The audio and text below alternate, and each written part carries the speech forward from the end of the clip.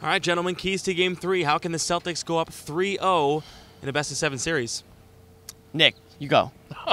Jimmy, throw it right on me. No, I mean, I think it's more of the same, guys. Scoring by committee, well-rounded scoring. The box score's got to look very balanced for the Boston Celtics. Al's got to continue to play defense on Giannis, I mean, as well as he can. Try to contain him, draw fouls.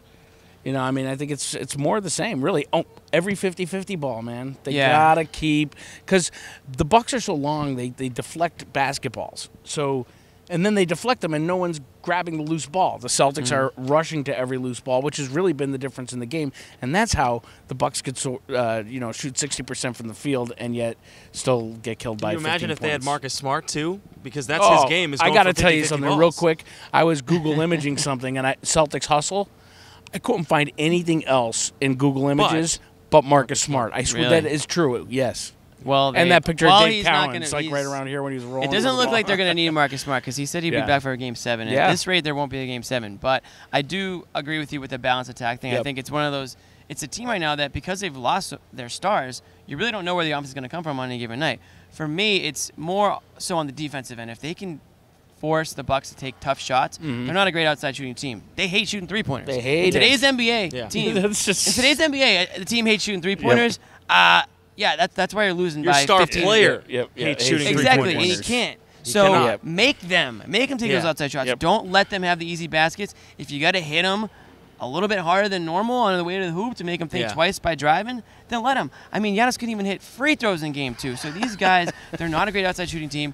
Force them to make tough shots. Just play up on them. I mean, Al Horford's a guy that I think he's contested more shots in the NBA than any other player this year. Double check that stat, but I know it's up there. I'll double check it after this Double check that stat, but I know it's up there. I'm going to do it. Top 3, top 5. I love proving Jimmy wrong. It might actually be top 1, but the point is, he's a great player that always is contesting shots and making it difficult for opponents. So more of that. Something that doesn't show up in the box score. More of that, and also what the Celtics did in Game 2, they kind of punched him in the mouth a little bit, start things off. They forced them to get into bad habits, turning over the ball.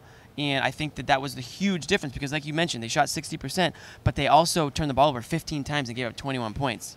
So you're getting points in transition 2 ways: 1 on long misses from the Bucks, and 2 on turnovers. Jimmy, you're on fire right now. Sorry. So you're riffing, man. Yeah, no, but the truth I'm is, really passionate about it. You are very passionate about this. The other thing is, you're no longer at TD Garden. Right. You cannot have long scoring droughts like they did in Game 1. The Celtics need to, like you said, come out strong, come out hard, punch first, maintain that lead, and close it out in 4 or 5 games. Yeah, I think my thing for the Celtics to go up 3-0 in the series is bench scoring.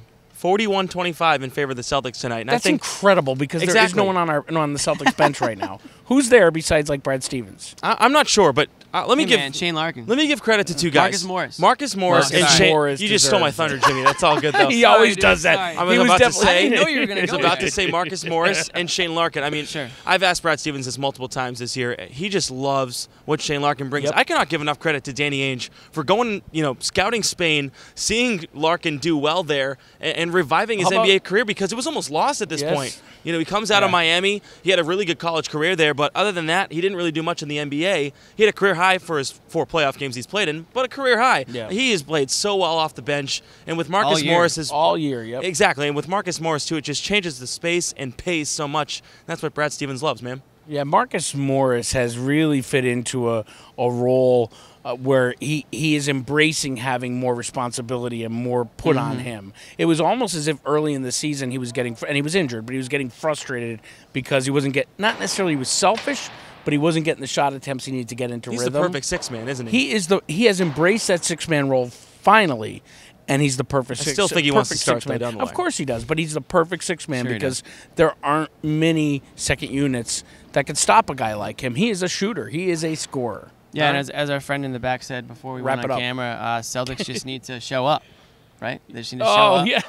They just need to show up. And with the way the first 2 games have gone, they just need to show up. Obviously, it's not that simple because Game 1 was a very close one.